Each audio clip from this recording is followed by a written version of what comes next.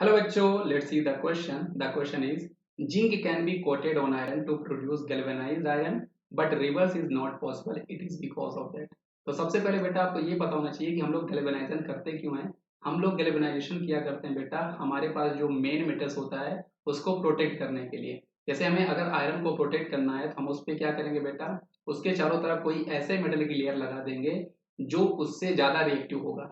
वो पहले रिएक्शन करके बेटा वो आपका पहले ऑक्सीडाइज हो रहा होगा और इस तरह से आपका आयरन जो है बेटा वो आपका प्रोटेक्ट हो जाएगा। तो एक्चुअल में यहाँ पर होता क्या है बेटा, जो आपके पास जिंक है ना, जिंक 2 प्लस जिंक, जो इसका रिडक्शन पोटेंशियल है बेटा वो आपका -0.76 वोल्ट हुआ करता है।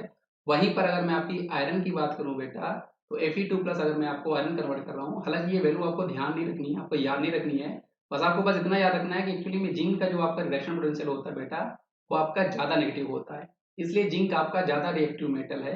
इसलिए जिंक की कोटिंग जो है वो हम लोग आयरन पे कर सकते हैं, वो आपके आयरन को प्रोटेक्ट करेगा और रस्टिंग से। लेकिन सेम हम इसका रिवर्स नहीं कर सकते, क्यों? क्योंकि आयरन जो है बेटा उसका रिडक्शन पोटेंशियल जो है वो आपका लेस है, सॉरी उसका जो रिडक्शन पोटेंशियल है वो जिंक के कंपेरिजन में ज्यादा है। मतलब वो आयरन जो है वो आपसे जिंक से कम रिएक्टिव है। तो अगर आप यहाँ पे आयरन की कोटिंग करना चाहोगे, उसको गैल्वेनाइज करना चाहोगे, तो वो पॉसिबल नहीं हो पाएगा। तो आप चाहो तो यहाँ पे लिख सकते हो कि जो हमारे पास Fe2 प्लस है उसकी जो आपकी वैल्यू है बेटा वो आपकी -0.44 वोल्ट होती है।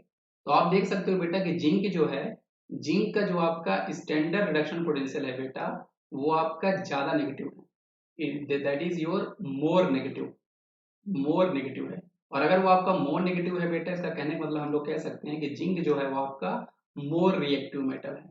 अगर जिंक हमारा मोर रिएक्टिव मेटल है बेटा, इसलिए उसकी जो गैल्वेनाइजिंग है या फिर उसकी कोटिंग जो है बेटा हम आयरन पे कर सकते हैं। ज्यादा रिएक्टिव होने के कारण वो पहले रिएक्ट करेगा जो भी सब्सटेंस एटमॉस्फेयर में हमारे पास वेपर्स है ना, आपके वेपर्स और गैसेस जो हमारी प्रेजेंट है वो टू, और वो ऑक्सीडाइज होकर हमारे आयरन को प्रोटेक्ट करेगा, तो वो हमारे लिए यूजफुल है। सेम अगर हम लोग यहाँ पर रिवर्स की बात करें बेटा तो नहीं कर सकते, क्योंकि Fe जो है बेटा आपका Fe जो है उसका जो आपका SRP है बेटा वो आपका क्या है, as compared to zinc less है।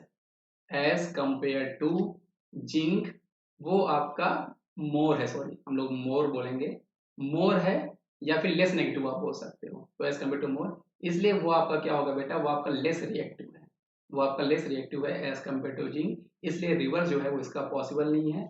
इस क्वेश्चन का सही जवाब हमारे पास ऑप्शन नंबर डी हो जाएगा कि zinc has higher negative electrode potential, more negative electrode potential, है ना, देन आयरन। इसीलिए हम लोग जिंक जो है वो आपका ज्यादा रिएक्टिव है तो उसकी कोटिंग हम कर सकते हैं आपके आयरन में। लेकिन आयरन जो है बेटा वो एज कम्पेयर टू जिंक उसका जो रिडक्शन पोटेंशियल है बेटा वो आपका ज्यादा है या फिर लेस नेगेटिव है, इसलिए हम लोग उसकी कोटिंग नहीं कर सकते।